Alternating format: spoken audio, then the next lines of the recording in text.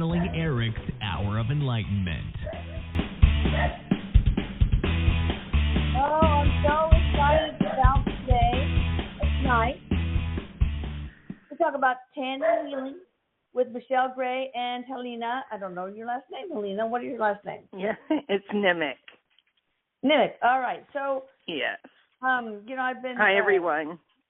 Hi, and I've been paying for energy readings for you peeps because I care about you, and I want to make sure that maybe there's something I could do, more. And I found it very interesting that a lot of times in these readings, Michelle and Helena find out that the scalar energy is there. It just hasn't absorbed into the energy yet. Mm-hmm. Something is blocking it. But, of course, you two are the experts. So, and hi, Erik. How are you doing? I love you. Yes, Erik's here. Yeah, he's been with Helena tonight, jumping around playing games. Helena, tell everybody what Erik did to you before the show. Okay, so I was sitting at my front porch, and this car pulled up, and this guy came running up to the porch, but he didn't have a parcel or anything with him, and he just handed me this, like, decal, like something you'd stick on your car or your window or something. And It says all I caught was the 4 highway, and where Michelle and I live, there's the 401, 402, 403, 407, and I'm thinking, what's going on with the highway, right?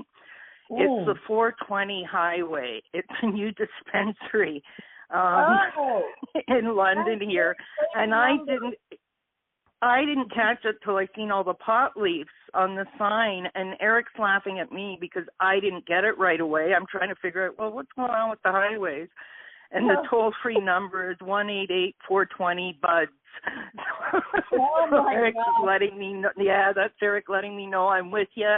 And making me laugh at the same time. Yeah. So tell me your story, guys. How did you guys get together? How did this all happen?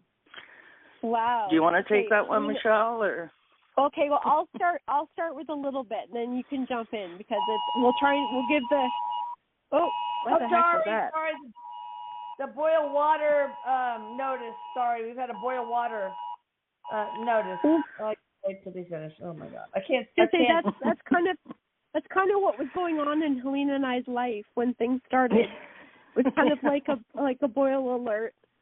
Oh yeah, yeah, that's for sure. We were talking about this today because we were doing tandem healings this morning. And so we were chatting today about this, and we realized that it was actually 11 years ago, like this month, that we met. And it's kind of I'll try and give the Cliff Notes version, but Helena and I met at probably one of the most challenging points of our life. I know Helena's had other situations too, but I was at the part of my journey where I had just been come off a lot of pills, or was just coming off a lot of pills from an opiate addiction.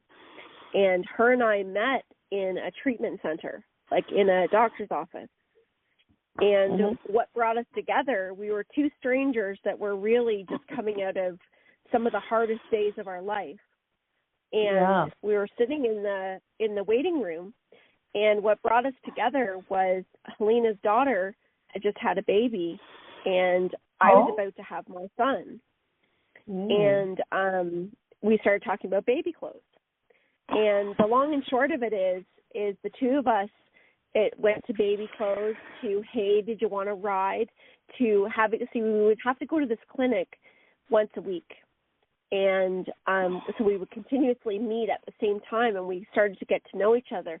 Well, it ended up we'd start to get coffees, and then, I'd drop her off at a meeting, and then it became the point where the meetings ended up being us because we had so much in common, our journeys, what we had shared together. And then we started to discover all of the interests that we had, like the paranormal and kind of experiences that we'd had. And things just really unfolded from there. And to this day, for 11 years, we have not missed a Tuesday morning together. for 11 years. We have done this, and during Tuesdays. It is a lot of Tuesdays, and let me tell you, they have been probably the most sacred and beautiful moments because rewarding. Rewarding, because we have done a lot of healing together, and we both came from a place where we weren't really sure what was going on. I was diagnosed with cancer during that time as well, and Helena was with me through that whole period. Wow. We went through a spiritual awakening. And Erik has spent many a time sitting with us. He worked on both of us. That's how we discovered a lot of what was happening, was working with Erik. Helena's brother passed away, and Erik crossed him over.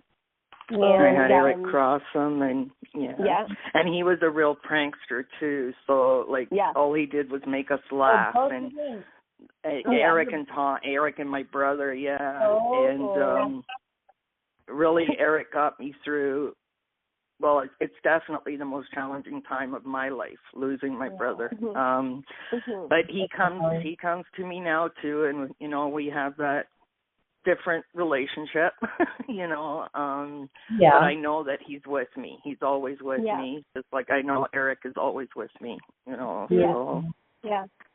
And so over that period of time, and I'll let Helena kind of tell her little part to the Tandem Healing, but over this period of time, what's so interesting is Helena and I both, Helena's a healer, and she had already taken Reiki, and, we already knew this part about ourselves, but it really cracked open. And Helena took a little different course and went back to school, and she'll explain some of that. But how the Tandem Healing part started was because I also do healing work along with mediumship and everything. Well, about 6 or 7 months ago, I started having these clients come to me, or I'll just say people are coming to me through my email, messaging on my website, and asking for a very specific type of help. Not something that I advertise or offer or anything, or really that I knew a lot about. So they were mentioning, and I mean specific, to my body moves like this, I hear this voice, I'm having this experience. I'm saying specific things, and it wasn't just one person. They started coming from different places, and none of these people knew each other, but they all had these common denominators. So I was just kind of making note of it, and I thought, this is really interesting. What is going on here? And this one comes to me, and I wasn't quite sure what to do, and I said to Erik, I've not really dealt with this before. I've dealt with removing negative energy and all of that sort of thing, but I've not really dealt with this. What do I do? And he says, tell Helena. You need to do this with Helena. And so I told her. I called her up, and I said, I have this session, and this is what the case is and everything, and Erik has guided me to tell you about it, and let's do it. Well, we went and did it, and we're guided to do it in an outdoor park, which is what we did, because we're very spirit-led, and that's how we did it. Nature. It was nature. Yes, it was the most incredible, powerful. Yeah. We were speechless when we were done. We couldn't believe what had happened, from what we felt, what we heard, what we got, the strength of it, everything. It was undeniable. And we just kind of looked at each other like, what just happened? And from that point on, what Erik said was there was going to be more, and there was. Actually, Erik said there would be 3 a week, and there was. And so they started coming. Again, we're not telling anybody. There's not any advertising for it. We're not doing anything. It's just coming to us organically.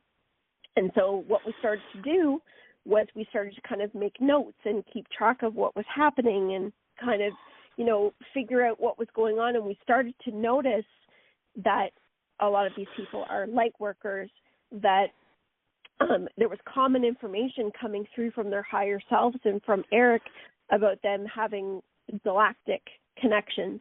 and we were getting entities, some earthbound spirits, but the one thing, and Helena's going to tell you the rest about this, but the one thing that started to come through very strongly was a reptilian connection. And that's not something that I've ever dealt with, but I'll let Helena tell you the rest of this because this is where her expertise comes in. Well, my experience comes in. Yes. If someone had told me 10 years ago that I would be doing this kind of thing, I would have laughed because I experienced I experienced a reptilian energy attachment from about 17 years old till I was in my early 30s.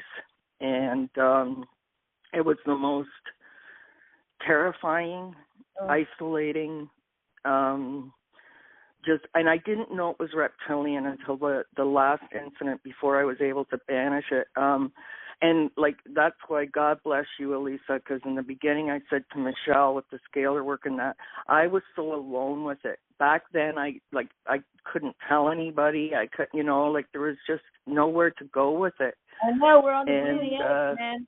We're on the bleeding edge. Yeah. Well, one night, and this was the last time, and it would mess with me physically, and I'm talking years off and on. So one night, I was on my side on the couch, and it threw me on my back. It was trying to pry my legs open, and the only way I can describe it is I felt like it was wanting to rape me. Yeah, and I'd seen the scales. That's how I knew it was reptilian. So at this point, I'd said to my partner, look, I can't take this. I'm going to tell our family doctor about it. And our family doctor was strict Baptist faith. And my partner said, if you tell him that, he's going to put you in the psych ward. And I said, well, maybe that's where I need to be because I'm losing it here, So I went and I told my doctor and I told him everything, the whole story. And he looked at me and he said, you have just told me almost word for word what my sister-in-law experienced. And he gave me this card of Christian exorcists. Now I took the card, but I never used them. I think it was unloading that and having somebody say to me, yes, other people do go through this. You've just described it. And something in me, the next time it came, and the hair stood up on the back of my neck, that maybe happened to me twice, but it was just terrifying. But every fiber of my being, every cell, I believed that God's spirit was all powerful and that attachment had no power over God, love, spirit. And I banished it at that time. That was it. It has never come back. I told it could never come back, and it was just the strength of my conviction and my faith. That's what I believe. But for a long time, I would stay away from that stuff. I didn't want to have anything to do with it because it had been that traumatic, And now I realize that was part of my experience for my path, for what I'm to do in my healings. And like I say, just to know that you're not alone because people would just laugh at you what, they think that, you were nuts.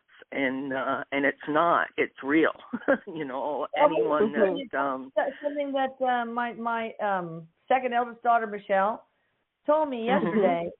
She went through this 1.5 year period where she just was sure that every lesion she had was skin cancer. And she woke up with that fear, the dread, and all the way up to when she went to sleep, it was killing her. And one day she went to a window and she felt like it was an attachment.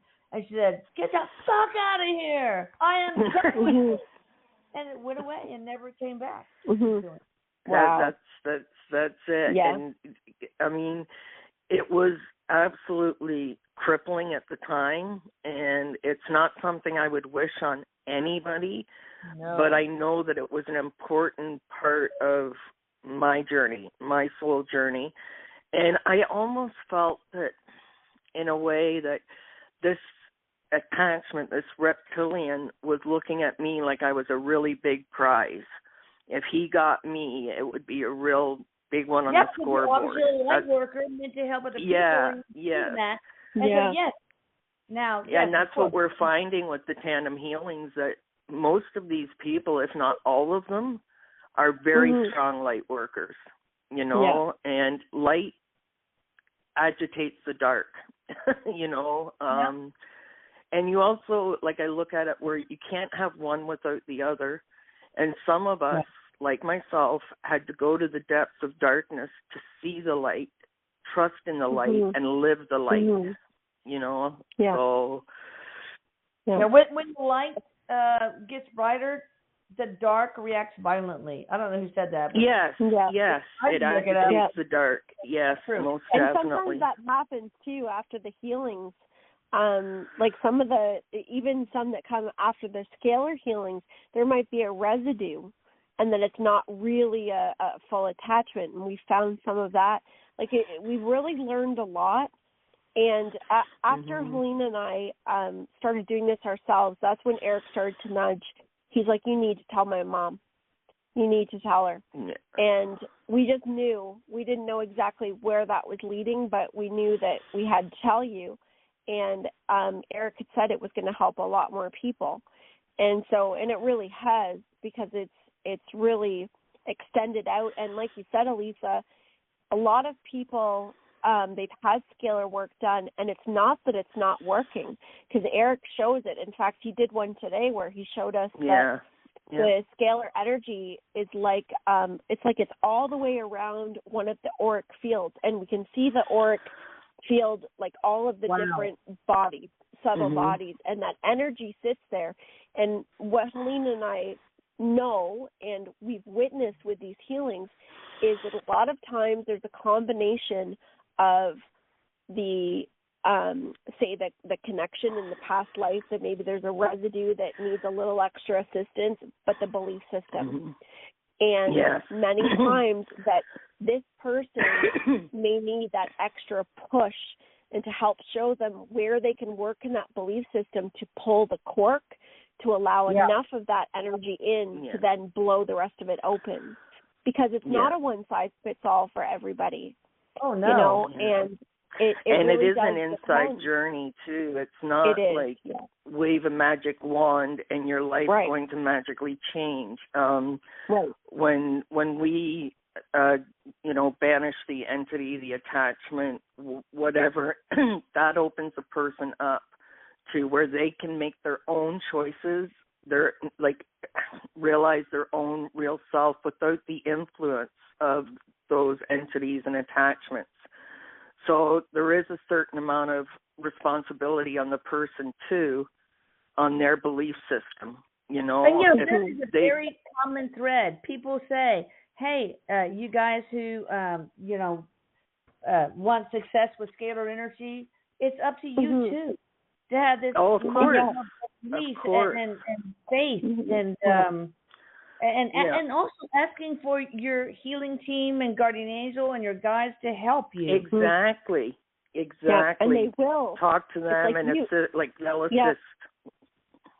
Absolutely. It's and like that saying, God's not going to come down and make you breakfast. You know. Oh, only I wish. I want my eggs over easy, bacon, and toast. Well, that would be nice, but you know, it truly is about releasing them into their free will. Right. You know, and like the mental state too of where people are at. I was I'm a survivor of all forms of abuse. I had no self-esteem, no self-worth, I truly believed that I must have been a terrible person in a past life to have brought all the trauma and suffering. We all were. Yeah, so that kind of puts you in that, but it puts you in that vulnerable spot for these attachments and things to attach onto you. Oh my God, it leaves you vulnerable, right? Yes. So... and there's often the the patterns, like where you've had that heavy, the heavy energy, and your mental patterns and everything have worked in that direction for such a period of time, it takes a bit for that to kind of work in this new direction. So, there's often some patience, but we've had such good results. We've had so many beautiful emails and messages sent to us with improvements and, and things that are starting to go in validation. Yeah. Well, I do want to continue to pay for people's energy reading, but I want to do it if they've done scalar energy work, and even after we added the last component, which is Other Life Bleed Through, February 22nd. But, I need to be able to afford Lucas's salary, blah, blah, blah, blah. But, I want to help as many people as possible, and it's really helped a lot of folks, and appreciate. Okay, so Tandem Energy, what do you do out there in the park? Tell me about it. Well, the number one component is love. Yes. It's love. Yes. And the biggest energy is love. Absolutely. It is. It is. And Helena and I have developed, it's a very organic relationship the connection that we have, we know has had lifetimes previous, and we've built up so much trust between the two of us that we know that that's a really big component of it. Oh, yeah. Well, us being physically together, it just the energy is so much stronger, more intense. It's just and that's in not just the Tandem Healings. That's just our spirituality. Like when Michelle and I are together, it just flows, Wow. And so the Tandem Healings, that's why it's important to us to be physically together, because we just feel that added, Of course. And we'll call in the divine team.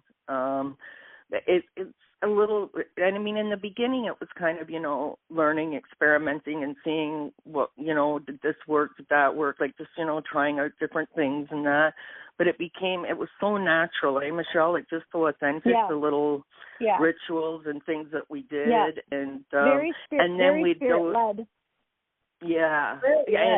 Because we'd both be receiving information and giving, speaking it out loud, and then the other person would, and sometimes we'd get the same thing right at the same time. It's just blow our minds as we'd spit it out at the same time. And then the other piece that we have is we have a ghost radar, like a little machine running with it spitting out words. Yeah.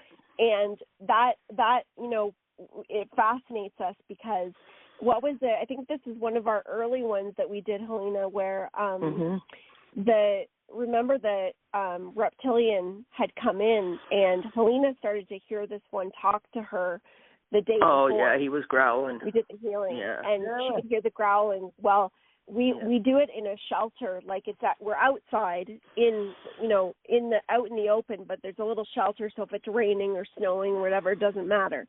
We're still outside, but she could hear the growling down by her feet. And we had the radar going, and it was spitting out words saying trickster and remove and just unbelievable stuff. We've actually had one reptilian energy cross to the light. I think this was 2 weeks ago, Helena. We had the one that was dragging its tail behind it. Because that doesn't because we always give them the choice, Elisa, that they can cross into the light as well, and none of them do. I get a lot of, I say to Michelle, it's taunting me, and that's why, I know my belief system and what I'm grounded in, because I never would have been able to go through that again after what I experienced. So, but most of them don't want to go into the light. I don't know if they're afraid of the light. It's just when people feed off negativity and darkness, and and there are even people that feed off that, you know. Yeah. Well, when I do my scalar energy, part of the script is asking our Archangel Metatron to guide or, if necessary, force non-benevolent beings and earthbound spirits and non-benevolent spirits into the light. But I never ask him to do that with reptilians. I do have this whole thing where Archangel Michael and his entire dominion and the Rainbow Ray Gardens of Light burn of all holy fires, things like tricksters and Satan and reptilian collectives and other alien collectives and alien hybrids that are non-benevolent, etc. But how do you get rid of reptilians? What do you do? But I try, but I don't know if it works. Well, I mean, we just give them the choice, and I'm not even sure if last week that one actually did. Yeah, I know it showed us walking. It could have been leaving. That's true. Yeah, but it kind of, the thought was there. Maybe that was more it, that it was actually, I don't know. Yeah. But we also crossed a human soul that day as well. So, a human attachment too. And then we just get to about the portals. Close up, portals that are somewhere that this is getting in, and in extreme cases, I ask Archangel Michael to be in their home, in their presence with them, like guard the doors, and, like the protection. It usually takes us per person from start to finish. It usually takes us about 45 minutes per person. Wow. To do it, and we don't do any more than 3. 3 is our maximum per day. How do you feel afterwards? Do you get totally exhausted? Like when I have a full day of scalar energy, I feel like I just am a jellyfish. I'm so tired. I have to take a bath in Himalayan salt, whatever. It's that. Not enough, but so what do you do? Well, I think it's like I get a force of energy and then I just deplete. It's like it fills you up, but then maybe half an hour later or so, it's just like I'm exhausted, right? It's like it's like a sugar high. Coming off that sugar high, It's like that's what it's like. It's like a sugar high. It hits you hard, like ooh, like I'm flying. Nothing could bring me down, and then all of a sudden, like maybe about 2 hours later, it's like I need to go for a sleep. Exactly. But it's definitely like this is something that it feels right with the two of us doing it together. It happens so organically that we just can't question how it all came about. Like there's just no question. It just makes so much sense, and like even Erik tonight there, he like I'm a little bit more. I don't like to be in the spotlight. Like I'd rather be in the background somewhere. And Erik is just like, no, you get out of that comfort. You need to put yourself out there. You're a healer. You're a medium. You need to get yourself out there because this is your passion. That's sweet. Yeah. So you have a relationship with Erik.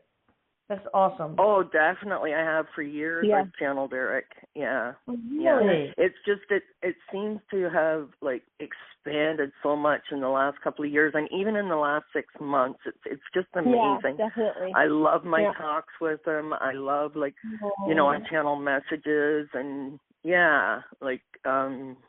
I don't have a website up or anything, but people can get a hold of me on my email. We put it up there. What? What's your email? helenanimick. Yeah. Oh, is it up? Okay. It's up in the description. It'll be up there too, but everybody can see it in the description as well if they want to reach Helena Helena's a healer too. So whether you're doing tandem, and the tandem bookings are on my website, but Helena. But I do distant healings too. Yes, she does. And mediumship. She's awesome. That's awesome. All right, so tell me about the most significant past life you guys have had together? Most significant past life.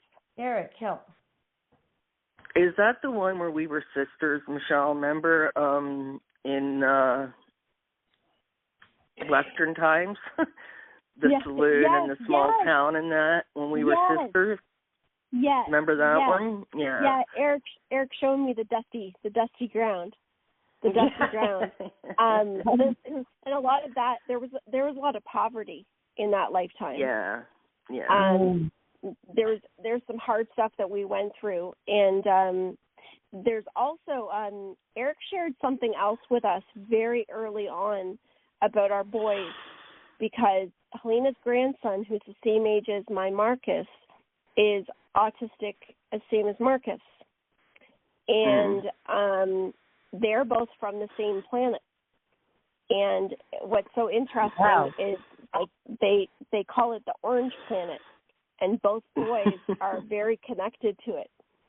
And Helena and I both come from that same soul family, that same location as well, because what Erik shared with us is that those two boys came in incarnated at the time that they did, which is in 2012, when we had that big consciousness shift. They were both born in that year, and they came in to link us together. That was part of it, for sure. It's part of it, yes. Yeah. There's more to it, of course, too. Of course. But that's a biggie. And like when they were babies, we didn't know they were autistic or anything. Like, you know, it didn't start showing until they got a little older. But like we've gone through so much similarities, Michelle, in our lives with different things. We have from our families to Helena's right from Ireland. I've got Irish background. Wow. You know, she's the only girl in her family. I'm the only girl in my family. You know, there's just all kinds of little synchronicities that are just make us shake our head all along. Yeah. That's so okay. So how will a person know, number one, if they would benefit by an energy reading, and number two, if they would benefit by a tandem healing? Well, with an energy reading, of course, like you said, Elisa, if you've had scalar work and it's been, longer than 6 months, and you're not noticing anything, or you don't feel that it's having the effect that you maybe think it should, or if then also if you're still having, you feel like there's an attachment, if you're feeling that there's a lot of negativity, darkness or anything, and you've had that work done, that's a really good inkling that there's something going on, enough to have the energy read. And at that point, we can say, okay, yes, there's an attachment. Now, mind you, just like we said before, there's plenty of people that don't have attachments but still have a residue of negative energy, or say it's projected from somebody else or from a location or something that's going on in their life. Maybe even something that was removed during the scalar work, and they just need a little extra boost. Usually when people have had scalar work, it seems like you come up with no reptilians, no entities, etc. So that's good. Yeah. I look at it where they're tools that work off of each other, Elisa. Not every case, but a lot of the times it's just like aftercare, or right. Because it's not waving a magic wand. Nothing can do that, and if they need a bit extra help, or it's there for them. Well, I'm going to put it out to the listeners. Maybe we need to have a scalar service where it's a combination of the energy repair, protection, enhancement with and healing, and of course, the money that for the tandem healing goes to you guys. But maybe it's a package. I mean, That's a great idea too. I think that's a is. great idea. Yeah. And like I had Michelle show me the scalar machines today because I was all interested in the machines and how it worked, and you know, so yeah, that would be that would be really beneficial. I'm getting a big yes on that from Erik. So. Yeah. And maybe we can have it and I will take the cut, of course, because I don't care about money. But you know, I will take a cut in the bundle if we created one. So I'll leave that to you guys. But the scalar machine, 52 scalar, the people that bought that, you have to be very careful because when I was first working with that, they have recommended frequency sets that are so fucked up. They're not good. They are so off base. Well, I'd asked Michelle that today. I go, what about the frequencies? And she told me that Erik guides you on that. No, it has to be the divine that guides. Because, I mean, for example, I know when I'm decalcifying somebody's pineal gland because I'm working really hard at 7.20 megahertz in the scalar field and 8 megahertz. I mean, it's and when I'm doing a microbiome optimization, so many frequencies from the 3 band to the 5 band. So, so I depend on him to what is that frequency? How long are we going to work here? And it's usually a lot longer than I want it to be, but whatever. Well, and I remember, Elisa, when you first started doing this, like how hard it was because you had to put so much together. And to get everything set, and that like it's a lot of work. So it's not something you could just pick up a machine and just go. No, it's not that easy. And at first, I did protection things for myself, but they weren't. I didn't do enough, and so I would take a bath, and I would feel so horrible and sick and vomiting. Take a bath and black left in the bathtub. And so it's not for faint of heart, and and also there's a lot of medicine involved as a doctor, physiology, and all that stuff. Right. So it can really work well.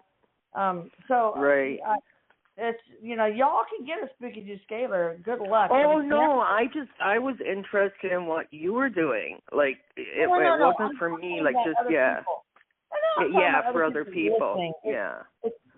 You're wasting your money, possibly. You can probably sell it, whatever. If you think that buying that and depending on their frequency sets is going to be enough, because I've already been there, done that, and it does not work. Unfortunately. Right.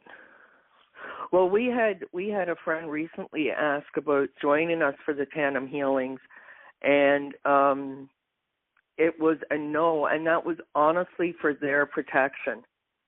Oh, because I don't want to be responsible for someone else coming into it and, something attaching onto them and us ending up having to do a tandem healing on them from the, so it's like, it's not something that you want to mess with, it's, I mean, you're right. I've had people that did got the scalar machine and did not know how to protect themselves.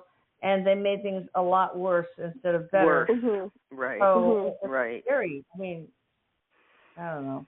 Well, I know protection is always part of it with us too. Always. Big time. I have a very long. I have many protection devices. One is it's with great love, respect, and gratitude that I call upon Archangel Michael and his entire dominion of the rainbow regarding his life, to immediately and permanently and absolutely and entirely and utterly and completely and ultimately and wholly and fully block and if possible burn the flames of all holy fires anyone that tries to whatever. So I have. I take it you said that a few times, eh? Oh God, yes. All right, y'all want to take callers by any chance, or you have anything else to say? Yeah. No, I think that's good. Let's take callers, Helena. Erik. Yeah, let's sure. Take callers. I love you, Erik. I miss you, sweet pea. All right, got somebody from the 714 area code. Hi there, how you doing? Hello. Hi. How you doing? What's your name and where are you from, basically? And how can we help you? Hi. Yes, hi. My name is Marisol Castillo, and I am from California. Actually, well, I live in Texas now, but I'm in California right now staying with family. Okay. And so thank you for taking my call. I have been dealing with a lot of health issues, and I'm very curious about this tantrum healing as well. That's actually that was really nice to hear. But I've been dealing with, I had a very bad experience in my early 20s, sexually abused, and I've had many health issues. And so I'm 39 now, but I was wanting to just kind of get some feedback from Erik and see what can help. I've been to several doctors just to figure out what's wrong or how I can move forward, because I do feel this heaviness. I've talked with this sweet lady, and I shared with her that I've been through a lot of abuse as well. But I think that the abuse that she has had has led to physical, mental, whatever emotional illnesses. I don't know why. Maybe because when she was abused, negative entities or whatever started attaching to her and making her, creating these. But Erik, can you help us? Why? What I'm getting is get to her physical and other issues she has. Well, I'm getting blockages because of the trauma and what that does to you mentally and psychologically, and then it will come out in the physical, right? So it's like that trauma is very deep, and it's being held on to, and that's why. And it's everyone has to be like ready. So maybe now, like I'm getting from Erik, that now you're in a space that you are ready to like go inside, face it, and we can help. Like there's just so much when you're in that state. You're just open and so vulnerable to energies, attachments, anything that feed off of that, and the fear that kind of trauma, I've been through it myself, the fear that trauma brings, and that attracts the dark as well. So what are you getting, Michelle? Oh, sorry, go ahead. No, you go, Michelle. What I was being shown also is are some of the health issues that you have, I've got in the chest area and also solar plexus and sacral area, so in kind of the female organs around that area. Yes. Do you have some issues in there? Yes, I do. Okay. I do, actually. I have, I actually am going to see a specialist tomorrow for the sacral area because I do think there are some physical issues there that are pretty alarming. I feel like a little scary, and we'll see what comes out of that tomorrow. Yeah, right. Erik says it's important. Like, you're doing the right thing by going and getting checked out. He says it'll be okay. He says you're a leader, so you've got leadership energy to you, and so a lot of what you're experiencing is some of that adversity to help you become empowered and to release.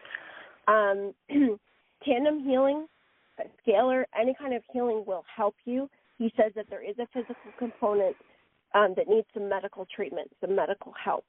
So in combination of the two, and you'll be okay. You're going to be fine. Because like Helena said, he says that you're ready for healing.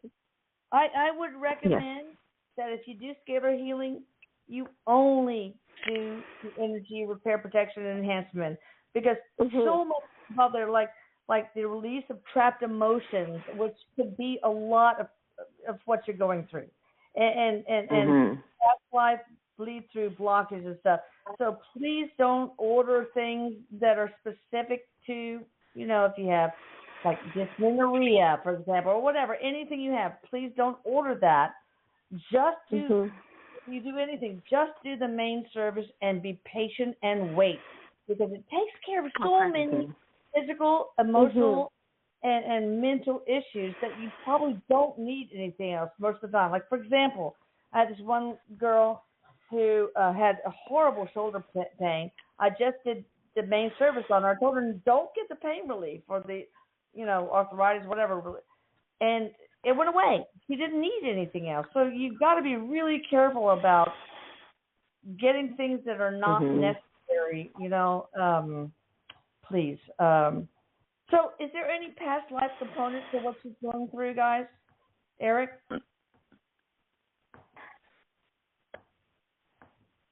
There is some past life component. Erik's just saying that there's the energy of rejection, life, and he's saying that this is connected to family. Yeah. And so that's what's carried forward. That's the strongest energy in this life, and so that is what's in the process of releasing, because that's kind of the underbelly of it. Okay. So very interesting. What's the path of least resistance for her? What should she get that's cheap and quick that will give her some relief? I mean, there's also things like EMDR, for example. Erik, what does she need right away that is simple and inexpensive? Well, we could do a healing, just a distant healing. Yeah. Clear some energy and move some of that energy around and release some of that, because I was getting it right in the solar plexus too. Release some of that energy. Yeah. All right. I got your back, girl. You know that, right? I told you that. Thank you so much. Yes, thank you so much. I really appreciate it. But stay in touch with me, okay? I can't help you. I will every step of the way. I will. Okay. I promise. Thank you so much, everyone. Okay. I just feel this girl has been through so much, and I just feel very, close to her. Maybe we had other lives together, but there's something about our connection. It just made me, to hear her story, it made me very sad. And I've had that bond with a couple of them, Elisa. You don't get it with everyone, but there's just certain ones that just kind of you just feel that, and truly you do. Like we knew each other in a past life, because you just feel that closeness, that instant. I know, it's like a mama bear in me. It's just growing. Yeah. Her behalf. For some reason. Oh. All right. Well, let's go on to the next person. 845 area code. Hi there. How you doing? Hi. How are you? Hello. I'm good. How are you? Thank you. My name is Maria. I call from Maria. Hi. How are you? Fine. How are you doing? Okay. Nice to talk to you guys. I want to ask you something, please. Are you see me to go back in Italy soon and buy my old house away? Oh, you want to go back to Italy, don't you? Yeah. I want to go with you. I want to go with you. I love Italy. Okay, come on over. Yeah. At least, so you see, I buy my old house where I born, or buy another one, another city. In Buffalo. Please. So will she go to Erik? Will she go back to Italy? Maybe buy her? Yes, I'm going to buy the house where I'm born. I'm going to buy another house in Buffalo. Right. So Erik, what do you think, dude? So you want to go back and buy your childhood home? Yeah. One other place. Well, Erik's giving me a yes. What are you getting, Michelle? I'm going to buy my own house. Yeah, he says yes, and he says, like, this is your dream, so follow your dream. This is your dream. He says trust it and stay on the lighter side of things, the positive side of things. He's actually giving between 6 months and a year, you're going to have an opportunity. And that's a good. That's a. Yeah. Very good. Very good. You get it. Good luck, and then we'll all come out and visit you. Yeah, we all will. Yes. Why not? Like how it sounds good. Sounds good. Why not? Oh, awesome. All right, so let us know your address. If we're going to be there, we'll build a vineyard on your property. That's great. Nice. And we'll drink all the profits. All right. Love you, Maria. All right, 404 area code. Hi there. How you doing? Hey, Elisa. It's Danny. How are you? Danny, how are you doing? What's up, girl? I'm doing great, Elisa. Oh, just got 2 toddlers, so if you hear Little Mermaid or crying in the background, I apologize. Oh, my God. I've been there, done that, girl. Been there, done that. Right. So anyway, not to take up anybody else's time, but I just had an old coworker who committed suicide, and I know Erik that's how he entered heaven. If he could tell me why he did that and guide him through the other side. He was a very private person, but he was the most likable, happy, best energy on the planet. So I'm just wondering what demons he was battling with on this planet that I didn't know about. What's his name, Danny? Corbin. And where is he? Where does he live? So I worked with him in Atlanta, in Marietta, where my dad Jim lives. Yeah, Jim. Yeah, and Jim. I worked with him with him at the hospital for 6 years. And he had recently moved to Utah. He was only 34 years old. Oh, my God. And he had a great family support. Like, everybody's friend, everybody had a crush on him, was, the best person. Like, it just left me feeling... What happened? Erik, what happened? In shock. I don't know. Danny, Erik's telling me... Oh, sorry, Michelle. Go ahead. No, go ahead, Helena. Erik was just saying that...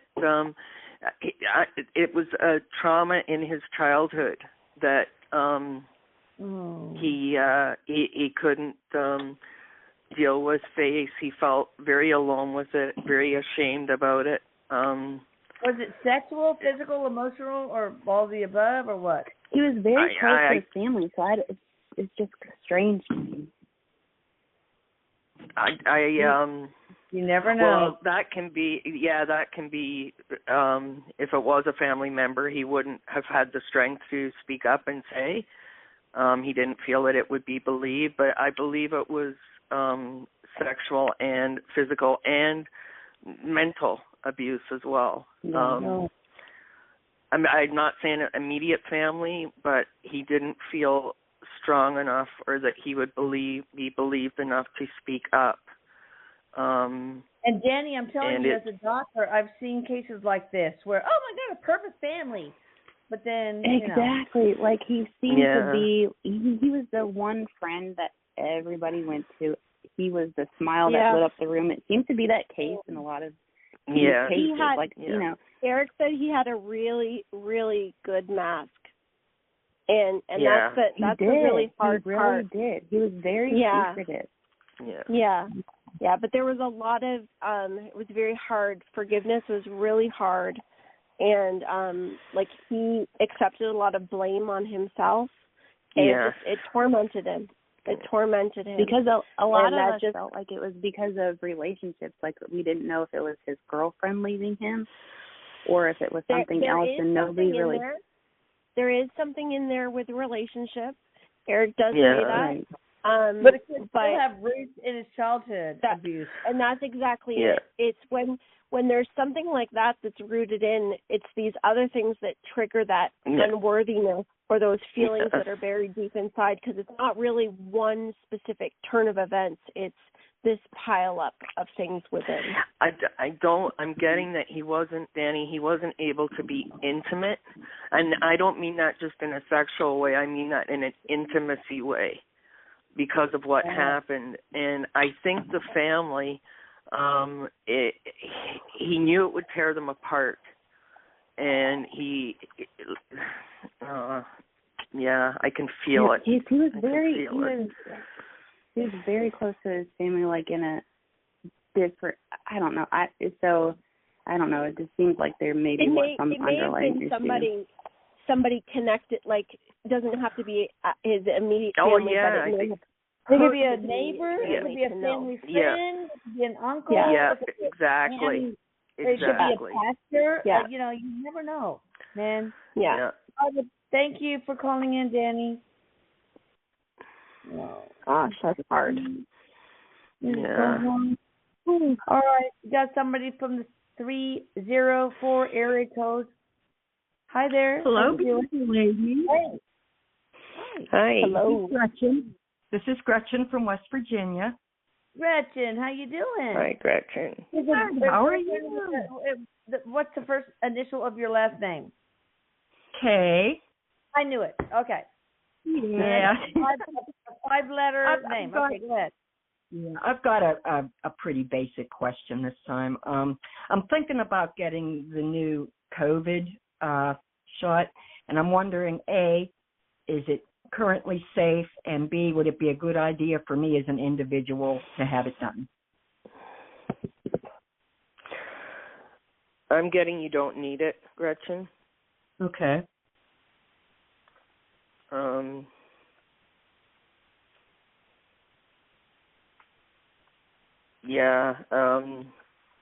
I get that have you had any of them? Back when it was, first experimental. So you've had the 2? Yeah. I don't know about what you're getting, Michelle, but I'm getting that she has enough that Yeah, Erik's just saying it's not necessary for you to get it. Well, it's not physically necessary. Yeah. As a doctor, I'm saying that it's rarely necessary unless you are immunocompromised in some way. I'm telling you, for example, what's going on with China, being locked up, welded into your apartment, then people do not get herd immunity. And, this is why we're seeing RSV and other things in our children, because they were locked down so long, and this is the doctor, that they, they don't develop the antibodies that they need to survive RSV and the influenza and all that, because they were protected from a normal immune response. And this is what's happening. So I've been from the very beginning. I thought that no COVID lockdown, no mask, fuck it. Just protect our elderly and vulnerable and let everybody else get it, and that they're not vulnerable, so that we get herd immunity and the children don't have to, suffer what has happened with their education and all that stuff. Oh, so many layers for the kids. It's proven to be true.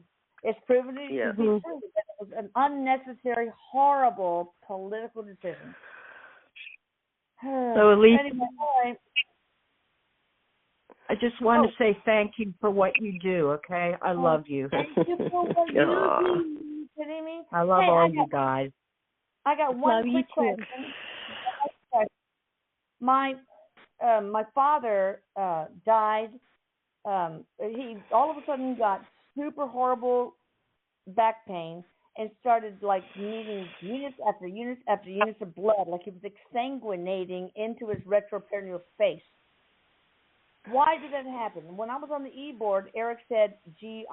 So I'm thinking that my sister Laura, bless her soul, she is OCD, and she used to bathe herself with Brillo pads, okay? Did a fecal disimpaction so rigorously that she broke something and he exsanguinated, which was a blessing, really, but it was a horrible way to die. So what happened? Why did he bleed out and have that pain? There was no blood. Like there was no, no blood coming out of his rectum or his mouth or anything. What was it?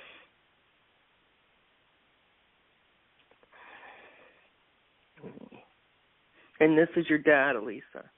Yes, Jose Antonio Ribeyes Agustin Ribeyes Baraquer. A long name.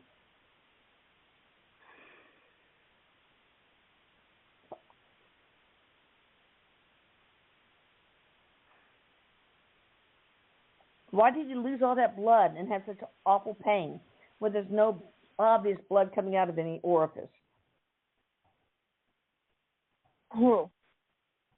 Look, Eric's saying the pain was purposeful, which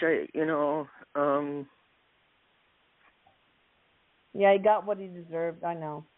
Well, I think he got what he thought he deserved, yes. Yeah, but where'd the blood go? His intestine. Yeah. GI, like that's what it. Yeah, gastrointestine. Yeah.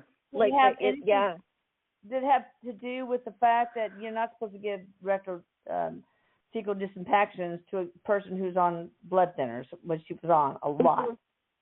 Yeah. Yeah. Yeah. Because it's all in the intestinal area. It's like trapped. All right, guys. Thank you so much. And you guys read in the description box the way to contact these beautiful women. I love you all, and thank you so much. Love you, Elisa. You are. I mean, God, I'm so grateful to you both. Thank you. Love you. Awesome. Okay. Thanks, Elisa. Erik says, love you, Mom. I love you more, baby. Love you, Helena. Okay. Bye. Bye.